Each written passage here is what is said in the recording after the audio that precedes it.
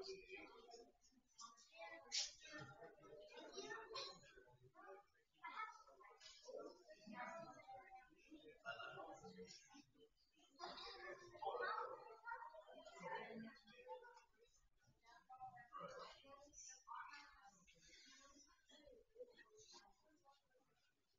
morning. It's good to see you all this morning. Glad you're here. Glad to make it out to worship with us this morning.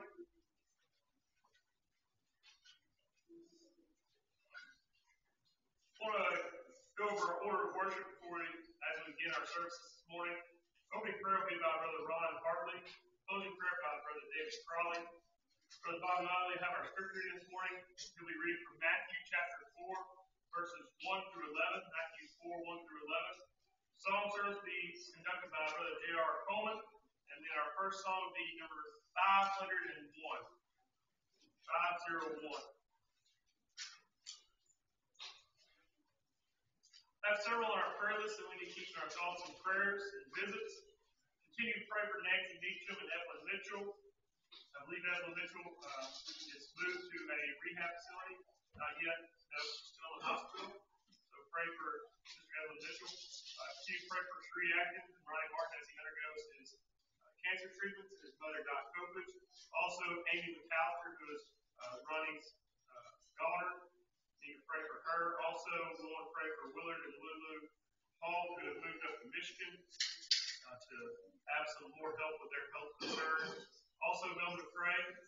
Continue to remember Paul Brown and Jim Hicks, Kim Miller, Wayne Ellis, Ramona Bell, who is Lois Motley's mother. We also want to add Jenna Presley and Paxton Vickers on our prayer list today. They all have strep throat, so we want to pray for a quick recovery with them. As far as upcoming events, we have the men's business meeting next Sunday at 5 p.m. And then we have our adjusted services and fellowship meal for this month on October 28th. I want to remind the men that it's a new month. We have new men serving on the table. So if you were on last month, we have new men serving on the table today. Our internalization verse for this week comes from the book of Matthew, chapter 4, and verse 10. Then saith Jesus unto him, Get thee hence, Satan, for it is written, Thou shalt worship the Lord thy God, and him only shalt thou serve. Matthew 4 and verse 10. That's all the announcements that I have for this morning. If there's anything that needs to correct or anything I need to add, please see me after services. I'll be happy to do that. Again, our first song is 501. Oh, one other thing. We have been invited to a gospel meeting at the Memorial Boulevard Church of Christ, October 21st to the 22nd. It begins Sunday at 9 a.m. and they meet at 5 p.m. on Sunday, and then they have weeknight services at 7 p.m. Their speaker is Felix Salazar, and the sermon topics are on the sheet here, and I'll post this in the back for anyone that's interested. That's all I have. Number 501. Worship the King. We'll sing the song and then we'll have our scripture. Oh, worship the King, all glorious above, and gratefully sing His wonderful love. Our shield and defender, the Ancient of Days, a million in splendor and girded with praise. Thy bountiful care, what tongue can recite? It breathes in the air, it shines in the light. It streams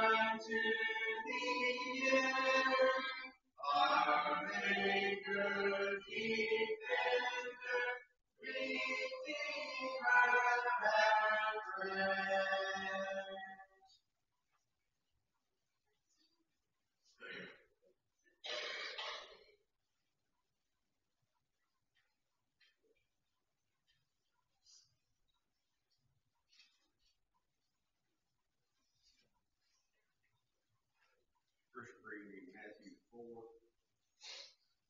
through 6, or 1 through 11.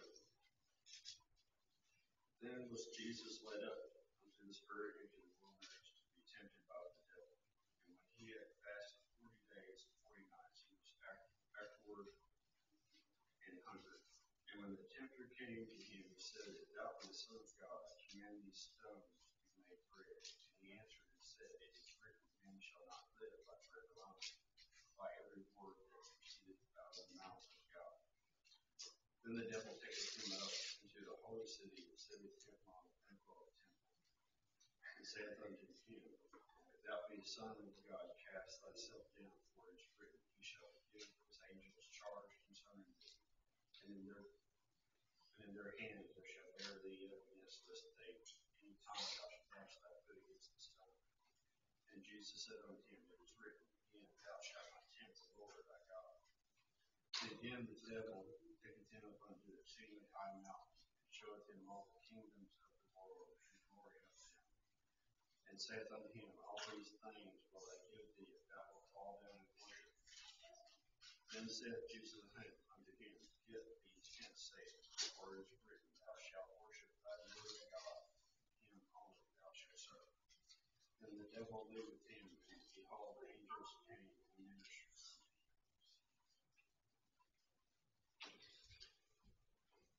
Our song before we go to prayer will be number 929. Number 929. Glorify your name.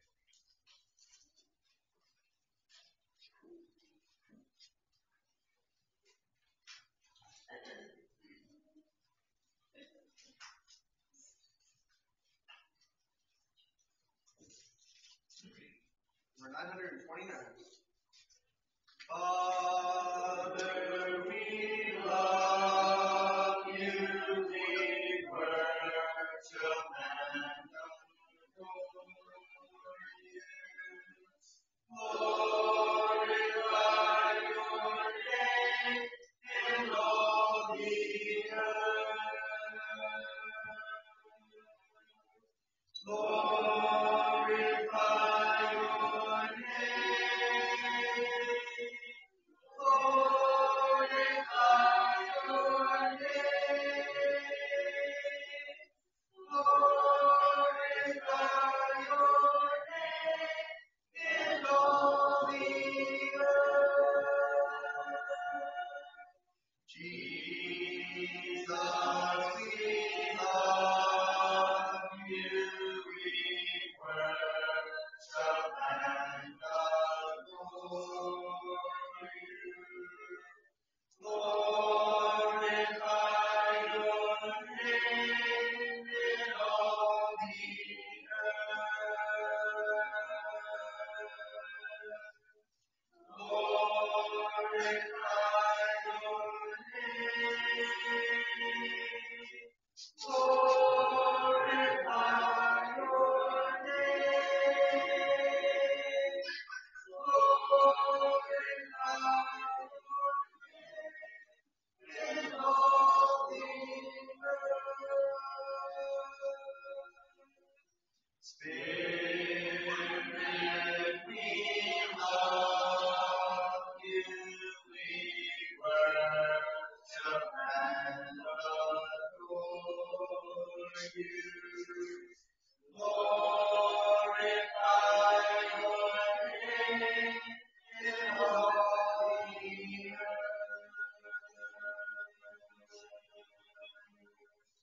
Glorify your name. Glorify your name.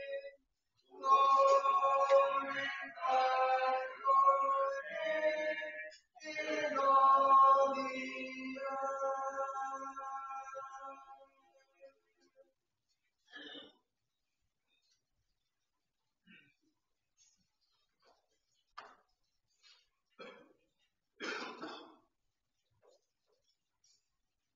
Pray with me, please. Dearest Heavenly Father, thank you for this day. Thank you for giving us a beautiful Lord's Day to come together and worship. We pray, Heavenly Father, that everything's done here this morning will be well pleasing in your sight, and it will do much good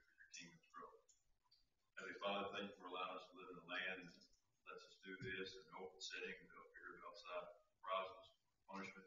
Pray that we may have that right in the future. Heavenly Father, I ask you to be the speaker of the hour and give a good recollection of the message he's prepared for us, and that we're prepared to listen to him. Take our mind off things from outside and focus on you.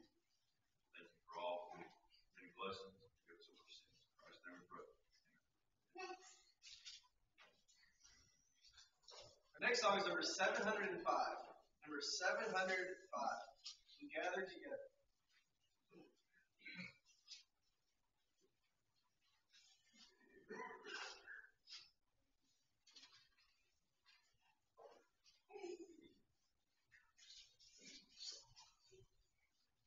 Number 705. We gather together to ask the Lord's blessing. Each day and His will to make known of blessing. Now cease from distressing, sing praises to His name. It's not His own.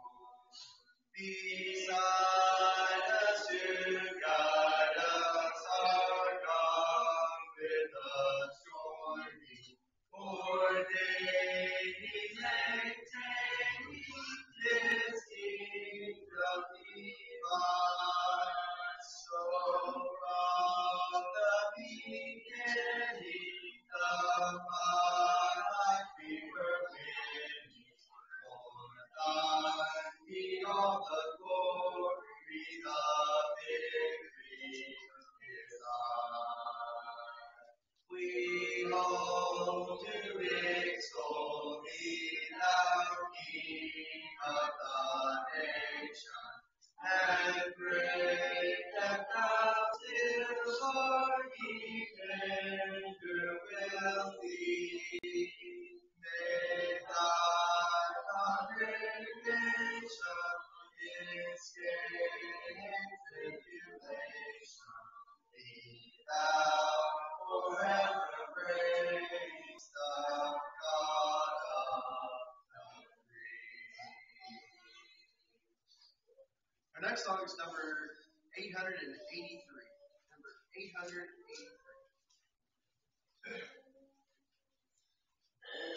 Seek ye first the kingdom of God.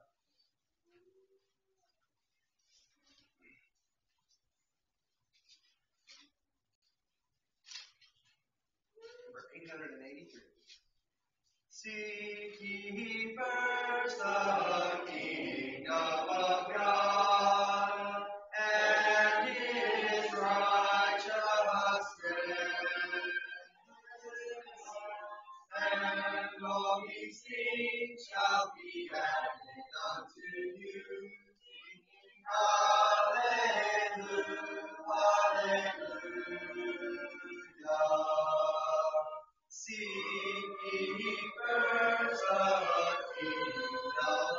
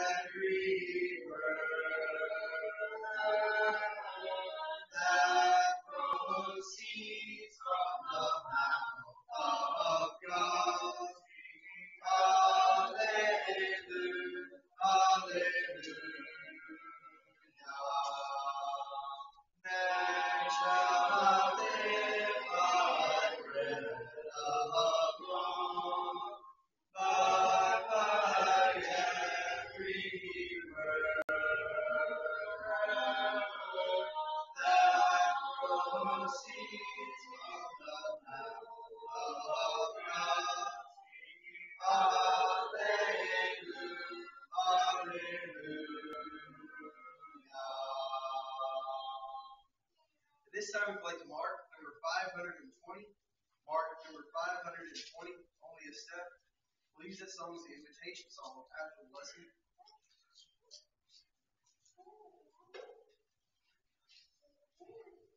And then the song before the lesson will be number 705. Number 705.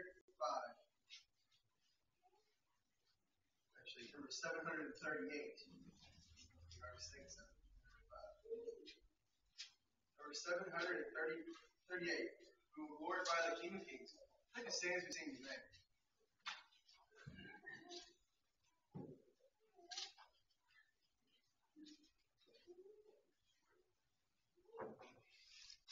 Number 738. We will glorify the King of Kings. We will glorify the Lamb. We will glorify the Lord of Lords, who is the great I am. Lord Jehovah reigns in majesty.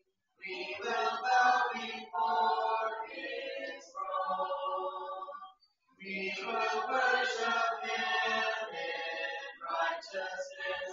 We will worship Him alone. He is Lord of heaven, Lord of earth. He is Lord of all who live. He is Lord of all the universe. All praise to Him we give. Hallelujah to the King of Kings. Hallelujah to the Lamb. Hallelujah to the Lord of Lords, who is the great I am. See?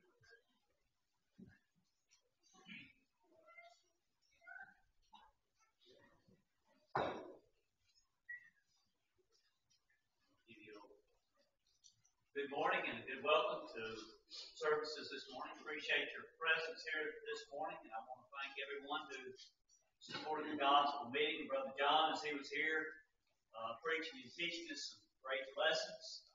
I can promise you one thing: I probably won't be quite as energetic as Brother John is, but I know that I was encouraged and built up by having him here. And I think as a whole, if you were here, you learned some things and you were encouraged by what John had to say. But I do appreciate all that was done in behalf of the gospel meeting and trying to get people to hear the Word of God in such a way that John has the ability to do it in such a simple way. So I want to thank you for your participation in that. We're going to start a series of lessons on worship for the next couple of weeks, Lord willing, and we're going to talk about things that are involved in it, as far as the avenues of worship, the importance of worship, and that sort of thing. So we appreciate your attention, and if you have any questions or anything, some additions that I might not think about as far as worship and how it affects us, how we're to go about it, I would love to talk with you about it. But we want to think about for just a few minutes this morning. The first thing is, what is worship? Look at the idea of what is worship, our attitude towards worship. And of course, we looked at Matthew chapter 4, verses 1 through 11, talking about the temptations of Jesus. And the last part of that particular chapter, or part of that chapter, starting in verse 8, it says, "And again the devil taketh him up into an exceeding high mountain, and sheweth him all the kingdoms of the world and the glory of them, and saith unto him, All these things will I give thee, if thou wilt fall down and worship me. And then said Jesus unto him, Get thee hence, Satan, for it is written, Thou shalt worship the Lord thy God, and him only shalt thou serve." We want to talk about worship. If we look at it, even Jesus was sought by the devil to worship the wrong thing. And as we go through life, Satan is constantly going to strive to cause us to worship the wrong thing or in the wrong way. We see it throughout society, how Satan has caused worship to be so mistaken or done wrong in so many different ways. And we want to be sure that we have or are participating in our worship in the right and proper way. So we want to look at worship for the idea of worship today. You know, we think about worship. What is it? In worship, we address God in a form and in a fashion, acknowledging Him and praising Him in the way that is prescribed by God. Worship is done according to the process that God would have it to be done. You know, there are important elements that we have to examine and look at when we think about worship. We look at our attitude. We look at the authority of God. We look at our obedience to God. And then, of course, there's emotion involved in worship if it is to be done correctly. All of these things are a part of our worship. We think about what worship is. And I say this when I look at worship, many people, when they think about worshiping God, have different concepts or different ideas behind what worship is. I mean, first of all, you can think about some of the things that are going on today in worship, even this morning as we meet here, people in other areas worshiping or what they call worshiping God. And they do it worshiping based upon the idea of emotion. And their worship is founded upon the idea of emotion and the idea of the experience they get out of it. That's how people go into it, wanting to see what kind of experience or having a great experience when they come from worship or are participating in worship. And it's founded upon the emotion, the feeling that they have. That's one way that people look at it. Then secondly, there is another group of people who are going about worship who are going through a very formal, ritualistic idea behind worship. And all of these things have, to some degree, a part in true worship.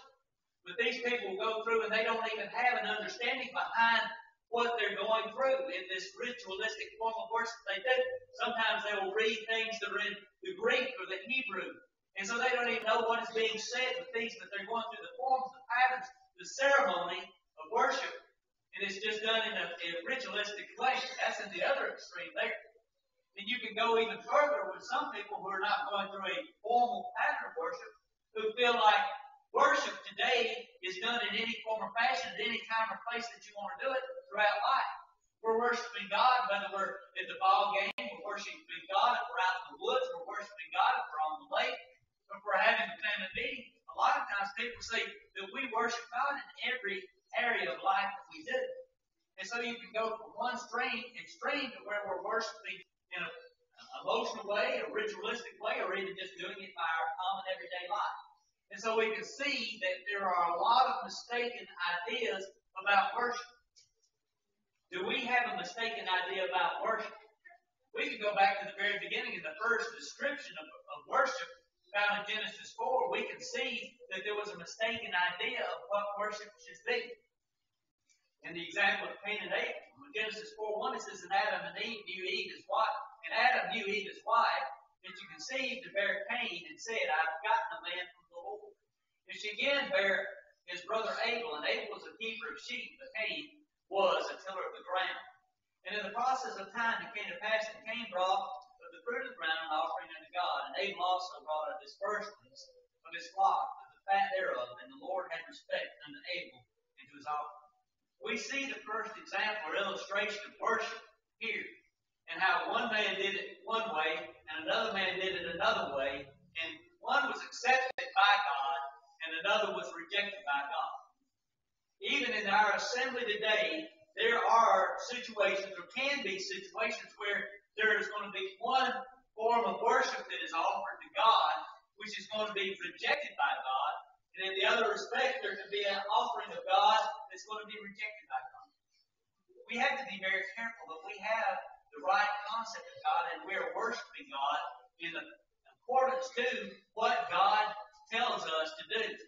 It's a very serious situation, and we have to contemplate it very seriously as we enter into our worship today. You know, it's easy to fail to understand what worship is. Where do you turn to find the definition of worship? What book, chapter, verse do you find worship in? Worship is defined as, this is worship. You can't find it. It's not there. There's not an exact definition of what worship is.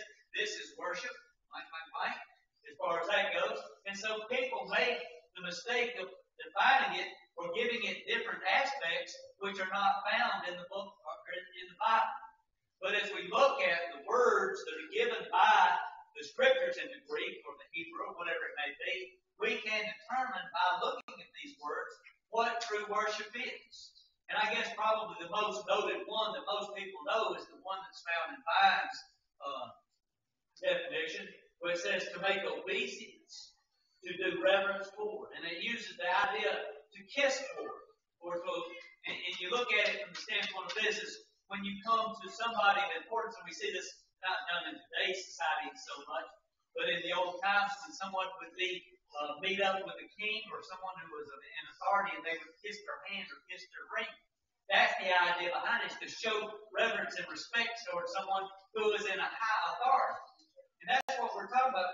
We're trying to show respect and reverence towards God Almighty in our worship.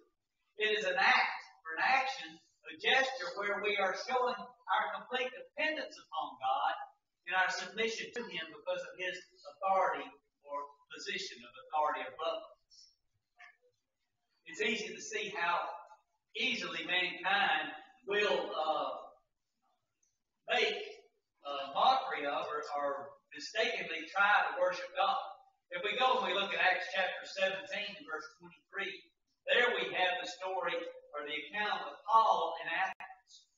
In verse 23 it says, "For as I passed by and beheld your devotions, I found an altar with this inscription, to the unknown God, whom therefore ye ignorantly worship, him declare I unto you."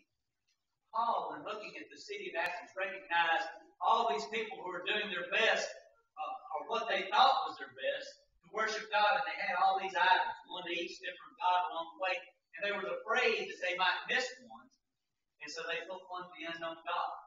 And this idea behind which Paul is describing these people, their ignorant worship, he says, talking about their devotions, this is their worship. They were devoting their minds, their time, their heart to worshiping these gods. And he said that there was ignorant worship involved in that. And so we can't ignorantly worship God in our way. We look at two things as we look at Cain and Abel, and we look at the example of the Athenians. We can first and foremost worship the wrong who, or the wrong thing, as in the example of Acts 17, or we can do it worshiping the wrong how or the wrong way, as Cain did in the Old Testament. So we have to be very careful of who we are worshiping or what we are worshiping and how we are doing it. Those are the standards by which we need to look at our worship today. Are we worshiping God, the God, Jehovah God, the creator of all things? Or are we doing it in the way prescribed by God as we go about doing it, whether it's in our heart, in the actions, or the means by which we offer up our worship to God? We need to be very careful, first and foremost, when we think about worship, what is our attitude towards worship? Worship is supposed to be a sacred occasion. It's supposed to be a holy act. And when I say this, Hebrews 12 verse 28 says, "Wherefore we receiving a kingdom which cannot be moved, let us have grace whereby we may serve God acceptably with reverence and godly fear." That word service right there, serving God, is a word that is used to describe worship. We worship God and is a service towards God, and so we have to be very careful that we do it in the right way. It's got to be holy. It's got to be sacred. And when I think about that, I think about the idea of what we say about how we're going to go worship. What is the term that's used when we think about going to worship? I'm going to go, or we're getting ready to go, or we have to go to church. That's the phrase that we often use when we think about coming on Sunday. We have to go to church. Well, we are the church. We're coming together as the church, but we are coming to worship. It's different. The church and worship are two different things. We are coming to take part in the action of worshiping God, and to say, I have to go to church, downplays what we are trying or what we are doing. It shows an attitude of heart or mindset that is lacking when it comes to what we are trying to do when we come together on Sunday morning. We're not coming to church, we're coming to worship. Now, of course, we can look at it from the standpoint of the first hour we spent in Bible study, so it wasn't an act of worship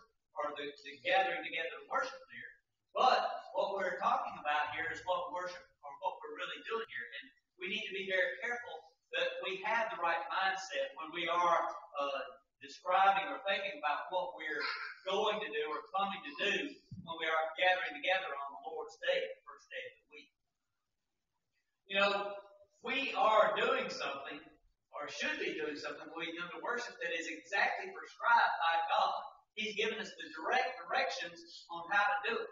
And God has always expected mankind to worship Him exactly in the way that He wants to be worshipped. There is no leeway in it. You can go back to the Old Testament and look at what God said had to be done in order for Him to be a part of the worship. You know, we could be gathered together today, and there are many people throughout this land and throughout the world who are gathered together today who think that they're worshiping God, and God's not even there. God's not in that place with them. And we can look at the Old Testament and see exactly how much has to be done in order for God to participate or be acceptable to what is being offered to them.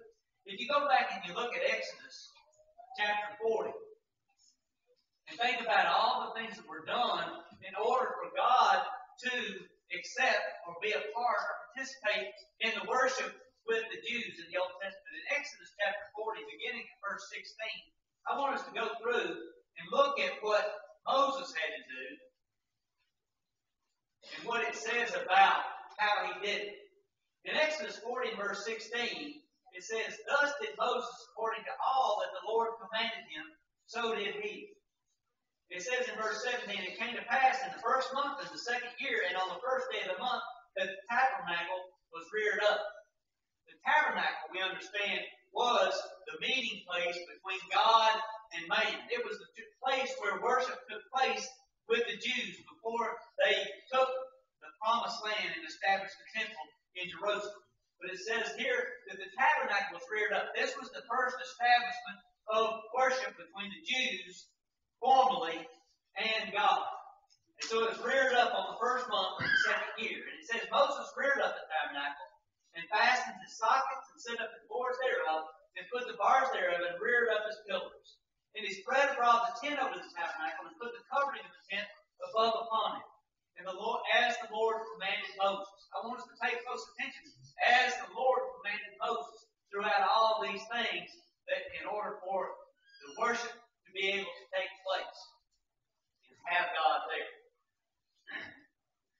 In verse 20, he took and put the testimony into the ark and set the staves on the ark and put the mercy seat upon the ark. And he brought the ark into the tabernacle and set up the veil of the covering and covered the ark with the testimony as the Lord commanded Moses. And he put the table in the tent of the congregation upon the side of the tabernacle northward without the veil. And he set the bread in order upon it before the Lord as the Lord commanded Moses. And he put the candlestick in the tent of the congregation over against the table. And on the side of the tabernacle southward he lighted the lamps before the Lord as the Lord commanded Moses. And he put the golden altar in the tent of the congregation before the veil. And he burnt sweet incense thereon as the Lord commanded Moses. And he set up the hanging at the door of the tabernacle. And he put the altar of the burnt offering by the door of the tabernacle, the tent of the congregation, and offered upon it burnt offering and the meat offering as the Lord commanded Moses. And he set the laver between the tent of the congregation and the altar, and put water therein to wash withal. And Moses and Aaron his sons washed their hands and their feet thereat. And when they went into the tent of the congregation, when they came near unto the altar, they washed as the Lord commanded Moses. And he reared up the court round about the tabernacle, the altar, and set up the hanging of the court gate. So Moses finished the work. And I go through all this. It's long and extended reading, but it's important because this was the setting up of worship between God and the Jews at this time. These people expected to worship God. They expected God to bless them.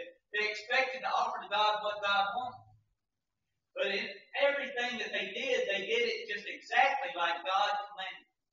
And the point is being this: we too have to do it exactly like God has commanded us in order for God to be present with us. And we look at the conclusion of this chapter as evidence of the fact that when we go about doing it exactly like God does, then God will accept our worship and will bless us. Looking at verse 34. Then a cloud covered the tent of the congregation, and the glory of the Lord filled the tabernacle. And Moses was not able to enter into the tent of the congregation, but because the cloud abode thereon, and the glory of the Lord filled the tabernacle. And when the cloud was taken up from over the tabernacle, the children of Israel went outward, onward on all their journeys. But if the cloud was not taken up, then they journeyed not till the day that it was taken up. For the cloud of the Lord was upon the tabernacle day by day, and fire was on it by night, and in the sight of all the house of Israel throughout all their journeys. We want to praise God in our worship. We want God to be present with us in our worship and accept our worship and be pleased with our worship. And we want God to travel with us and go with us on a daily basis because we praise and honor and glorify Him as He would have us to do. As we look at the example of the Old Testament and a physical example, when we do the things that God has set aside for us to do in our worship, in the way that He's prescribed, with the heart that is demanded of God, then we can know with confidence that God is going to be with us and go with us through our journeys throughout this life. What is worship? How important it is that we worship God according to the plan that He had laid out. We looked at the example of Moses and the blessing of God and the acceptance of worship because of that. But we have an example in the Old Testament also of ones who had rejected the authority of God, who had not done things according to the way that He had prescribed, in the example of Nadab and Abihu in Leviticus chapter 10, verses 1 through 3, where it says, Nadab and Abihu, the sons of Aaron, took either of them a censer and put fire therein, and put incense thereon, and offered strange fire before the Lord, which He commanded them not. And there went out fire from the Lord and devoured them, and they died before the Lord.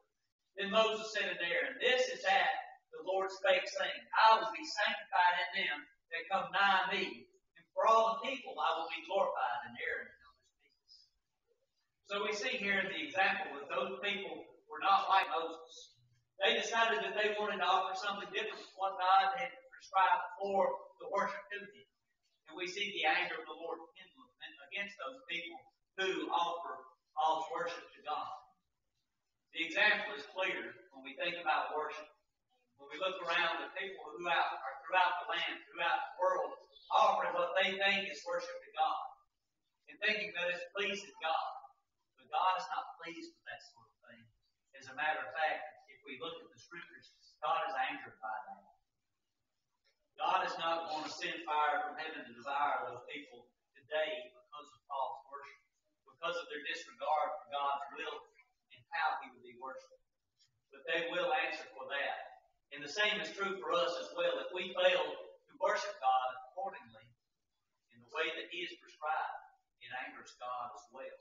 And we can be condemned by our worship as easily as we can be approved by our worship for God. If we think about our worship, we understand that it's to be sacred, it's to be holy, but what is the benefit to us from it? In a little bitty way, when we worship God, even when we give our very best, it's just a small token of what really God deserves to be praised and honored by. And that's what worship is. It is giving in our very best what little we can back to God for what He has so richly done for us. We think about it. David said in preparation for the temple and getting ready and all the things were being given so that they could build the temple and worship God through that. He said this in 1 Chronicles 29, verses 13 and 14. He said, Now therefore, our God, we thank Thee and praise Thee, Thy glorious name. But who am I? And what is my people that we should be able to offer so willingly after this sort? For all things come of Thee, and of Thine own have we given Thee.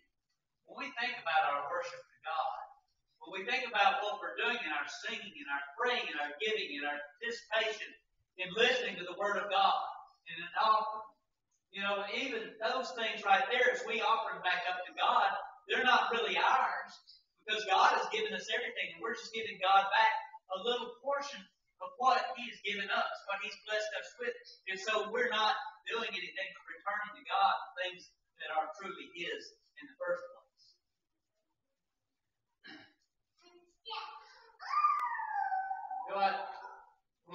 about true worship, we're talking about our personal relationship with God and what we can offer to God. I think about David in 1 Chronicles chapter 21, when he wanted to offer to God or to worship God. And he wanted to find a place to worship God, and he went to Ornan and asked for a piece of land, or the threshing floor of Ornan, in order to worship God. And so this man had the king come to him and ask for a place, and he told the king, here, take it. You take all that I have, it's yours, and offer it to God. And what did David say upon that occasion about giving to God? He said in verse 24, and King David said unto Ornan, Nay, but I will verily buy it for the full price, for I will not take that which is thine for the Lord, nor offer burnt offerings without cause. You know, when we think about worshiping God and our attitude towards worship, David said, you know, I'm not going to give something that's not mine to give. I'm not going to let you give me this and I'm going to worship it to God, use it and worship to God. How do we take and picture that in our own lives as far as what we're offering to God? Do we offer something that's not really, that's not dear to us in our worship? I think about it a lot of times like this. You know what regifting is?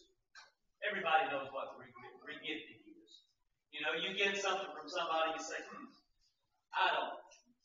got no use for this, or so you turn around and give it to somebody else, right? Anybody here guilty of that? I see a smirk and a laugh. There's a lot of people who are guilty of regifting, I know. But let's be very serious about this for just a minute.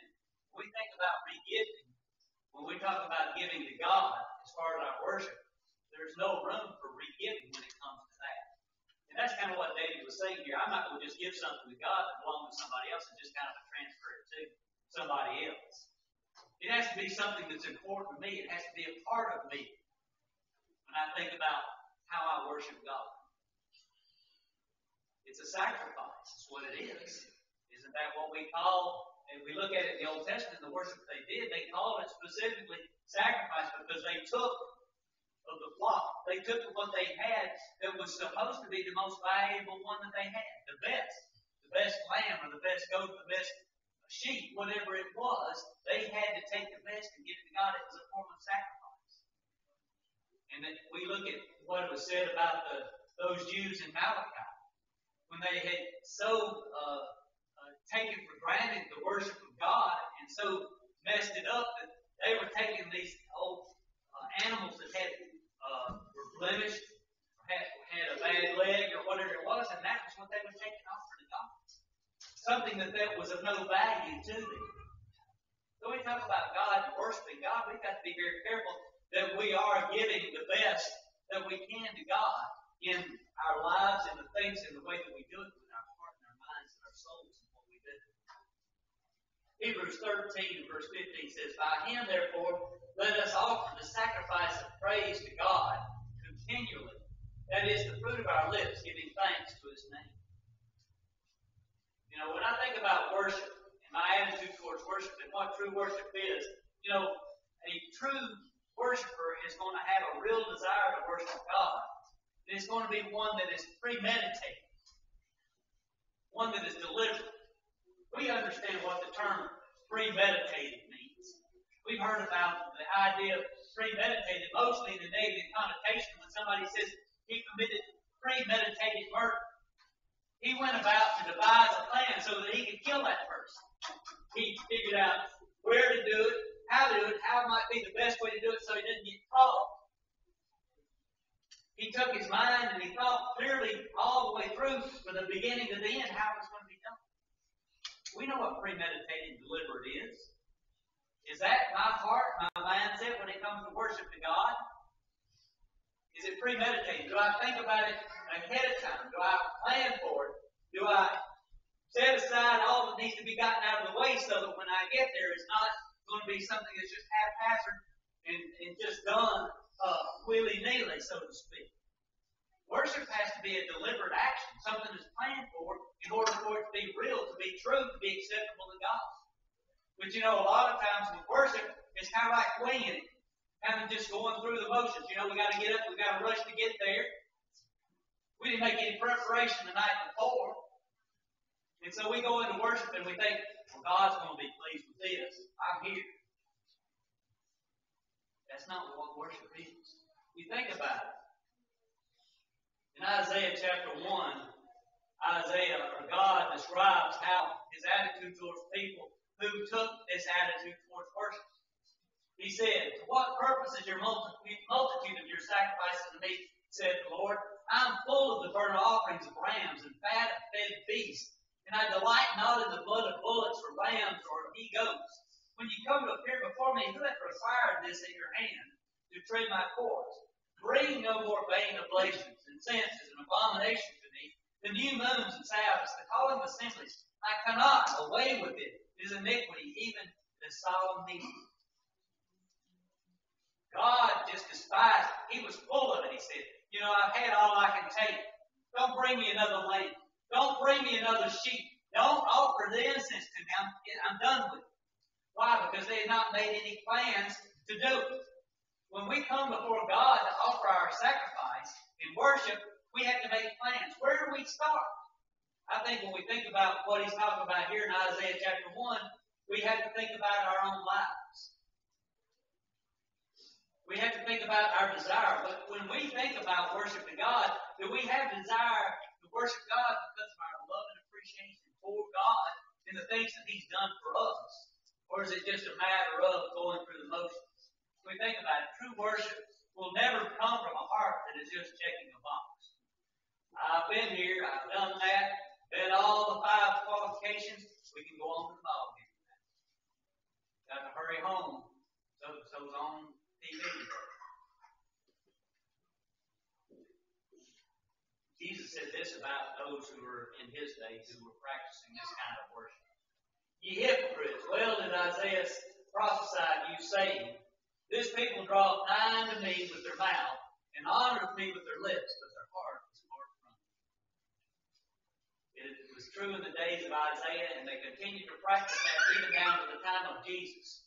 And I dare say that it is continuing on down today. There are people who think that they're worshiping God by passing through the church building.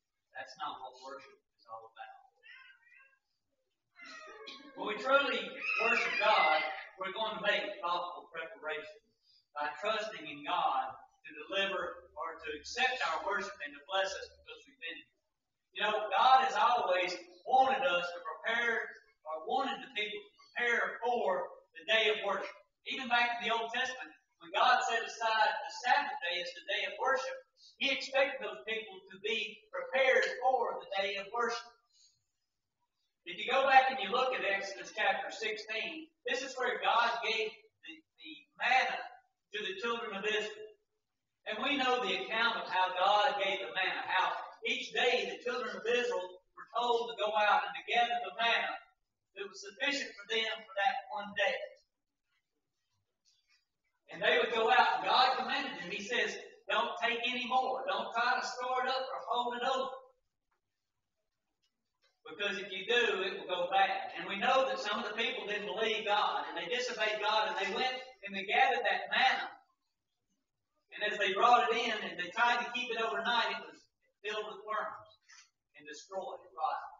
In a day's time, it was destroyed. But God gave directions concerning the Sabbath day and the worship, because we know on the Sabbath day, that was their holy day. That was the day that they set aside to honor God, to glorify God. And God gave them specific directions on how to be prepared for the holy day. He said on that Friday before the Saturday, you go out and you collect your manna. But you collect enough for the Sabbath day so that you can worship me appropriately. And when you do that, that manna will not be destroyed like it is on the other days. And the people went out, they gathered it, and they held it over that night. And it was not destroyed by worms, but it lasted through the holy day. God took care of them so that they could worship the way that God wanted them to worship. But there were even people then that went out on the Sabbath day, which was against what God had commanded them to do, and began to look for the manna, and there was no manna there. And so when we take our lives and we start applying our lives to things that are not appropriate for worship to God on the days that God has prescribed for worship, then we will miss out on the blessings of God.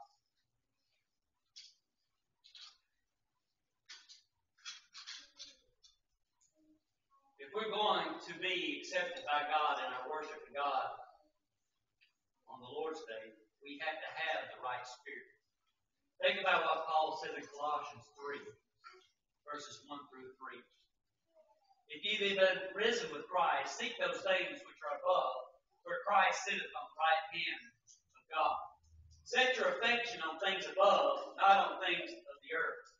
For ye are dead, and your life is hid with Christ in God. Paul told us Colossians that they were to set their affections on things above. Worship is the avenue by which we best show our affections are set on God.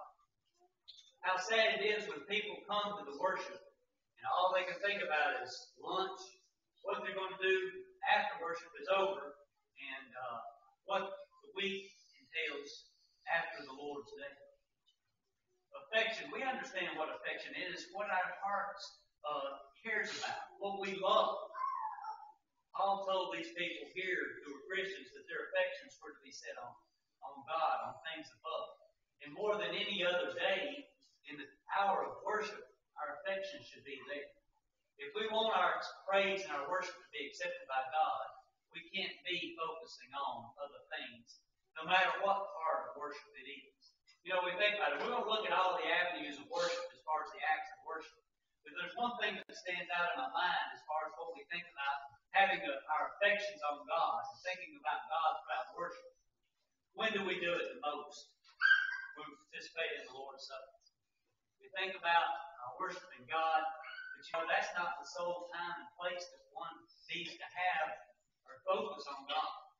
It is in every aspect, every avenue of worship. We have to have that focus, that direct relationship with that particular situation that's going right now. You think about the singing. We look at it in the past and singing with the understanding of our hearts. Are we just going through the motions with that, or are we singing with the understanding? So we need to be very careful that our spirit is right and that we're fully engaged in every avenue of worship. You know, we think about, here's your gift. Worship is a gift from God. It's a privilege and an honor to worship God. And it belongs to only a select few. We think about the 7.5, 8 billion people that are on this planet today. There is a very, very minute number of people who have the privilege and the opportunity to worship God. Only Christians. And I use that term exclusively because there are a lot of people who think they're Christians who think they're worshiping God. But there are a limited few who have obeyed God, as we saw the example of Moses, explicitly to get down to the point where God will accept the worship. We are privileged as Christians to be able to worship God. I hope that God will help us that we might be able to worship God in the way that will be pleasing to Him every opportunity that we get. If we think about worship, I want to close with this particular verse in Psalm chapter 95. David is a great example of a man who had a great heart when it came to worshiping God. In Psalm 95 and verse 1, he said, "O come, let us sing unto the Lord. Let us make a joyful noise to the rock of our salvation. Let us come before His presence with thanksgiving and make a joyful noise unto Him in song. For the Lord is a great God and a great King above all gods. In His hand are the deep places of the earth. The strength of the hill is His also. The sea is His. He made it. And His hands formed the dry land. O come, let us worship and bow down. Let us kneel before the Lord our Maker, for He is God, and we are the people of His pasture." What a blessing it is to be able to gather together and worship God. Let us never forget it. Let us never take it for granted. Let us always do the very best that we can. But you know, if you look at Psalms chapter 95, and you look at verse number 7, the very last part of that particular verse says, "Today, if you will hear His voice." In order for one to be able to worship God acceptably, he has to hear the voice of the Lord and be obedient to it. If you're not a Christian, you may sing with the most beautiful voice praises of worship, songs of worship to God. And you may offer the most gracious and wonderful prayers. And your heart might be tuned in to the death and the burial and the resurrection of Jesus Christ, participate in the Lord's Supper. But if you're not a Christian, if you've not listened to His Word and obeyed His Word, it's all in vain. David said, let us come and make a joyful noise unto the Lord. And if you will, hear His voice. If you'll hear His voice and be obedient to what Jesus said and becoming Christians, hearing what He said, believing that He's the Son of God, repenting of your sins and confessing Him as the Son of God, being baptized, then you can gather together and worship God. But you know, when you think about it, hearing His voice applies to you and I as Christians as well. If we're not willing to look at our lives and look at the sin that is in our lives, if it's there, and to know that that's what stands between us and God, and He won't hear our prayers, and He won't accept our worship unless we remove the sin from our lives. It may be the fact that we've come through this worship period today, and it may be that you and I have sin in our lives as Christians. We've not worshipped God in an effective way that will please Him, if that's the case. We have to remove that sin from our lives so that God will accept our worship. And we do that, of course, we know by being obedient to what we call the second law of hearts, where we look at the sin in our lives, we're willing to confess and repent of it as publicly as it is, and pray God for forgiveness. At that point, our worship can be acceptable to God. So I ask you today, as we think about worship, has your worship been acceptable to God? If not, why not? If you're not a Christian, you know what to do to make your worship acceptable to God. If you're a Christian and you're not faithful, you too know what you need to do to have your worship acceptable to God. And if you need to make a change in your life, I want to encourage you to do it now. While together we stand while we sing. Hear the sweet voice of Jesus say, come unto me. I am going. Hearken the loving call away. Come, Lord, we love you so. Only a step, only a step. Come, Lord, we pray for you and I. He's the same loving Savior yet. Jesus the crucified. Casting your heavy burden down, come to the cross, the world may crown. Then you shall wear the glorious crown, when He makes up His own. Only a step, only a step. Come, Lord, He bled for you and I. He's the same loving Savior yet. Jesus the crucified.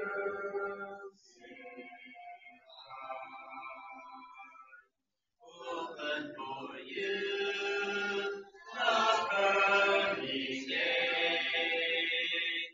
Loved ones for you. Now watch and wait. Terrible call to cry too late. Jesus, I'm called to thee. Only a step, only a step. Come, Lord, He bled for you and I. He's the same loving Savior yet. Jesus the Song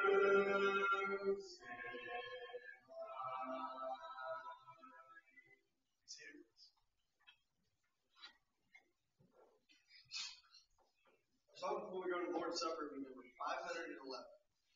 Number 511. Off we come together.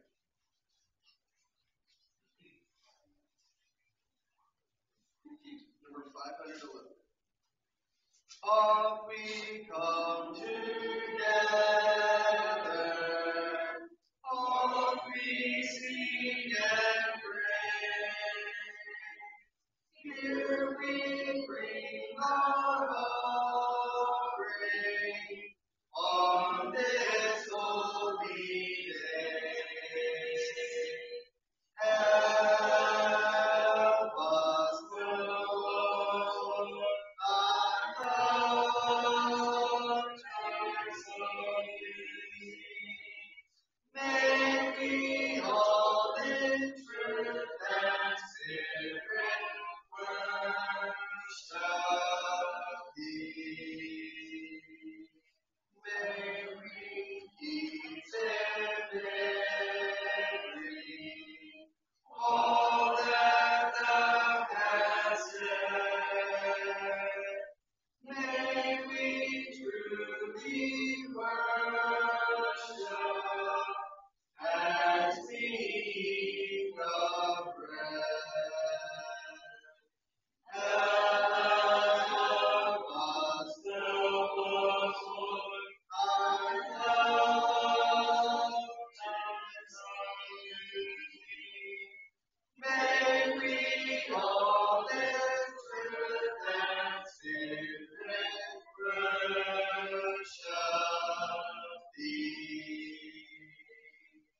May we all in spirit, all with one accord, take this cup of blessing, give a light of Lord. Help us, Lord, help us, transform thee. May we all in truth and spirit worship thee.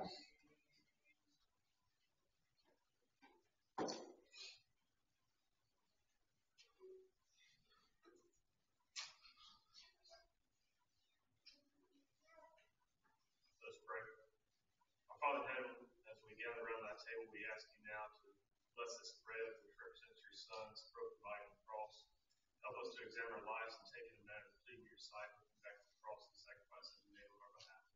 In your Son's name we pray. Amen.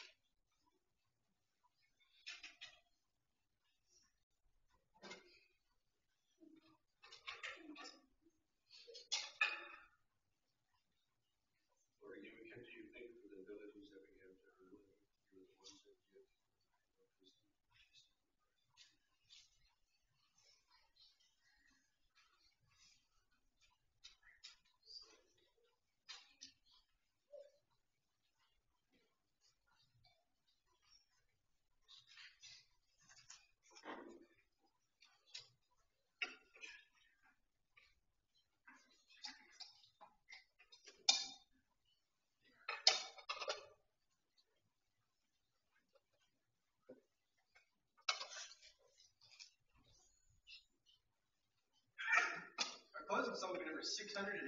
Number 694. I want to thank everybody for coming, and hopefully we can see you this evening at 6 p.m. for our evening worship. Number 694. Look at stands for singing back.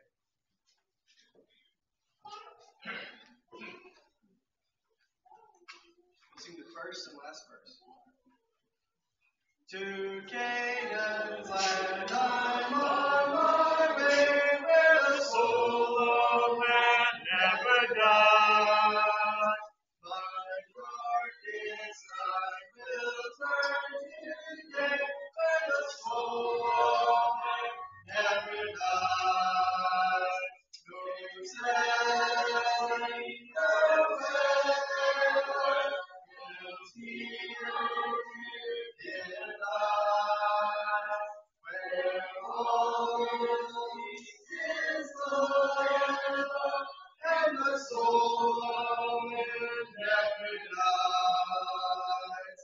I'm on my way to that fair land, where the soul of man never dies, where there will be no parting there, and the soul of man never dies.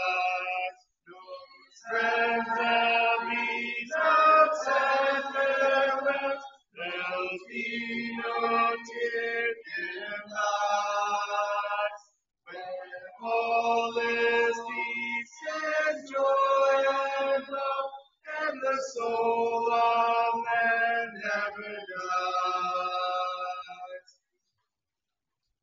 Our God, our Father, we have truly holy breath in thy name. We pray, Father, this hour be acceptable for the mission of every heart and of us also.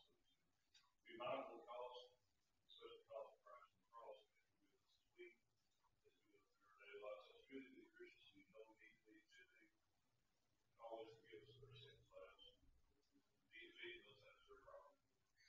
And you to teach one of us to pray. There's different ways to bring us all back into one time to be level with God. This I pray in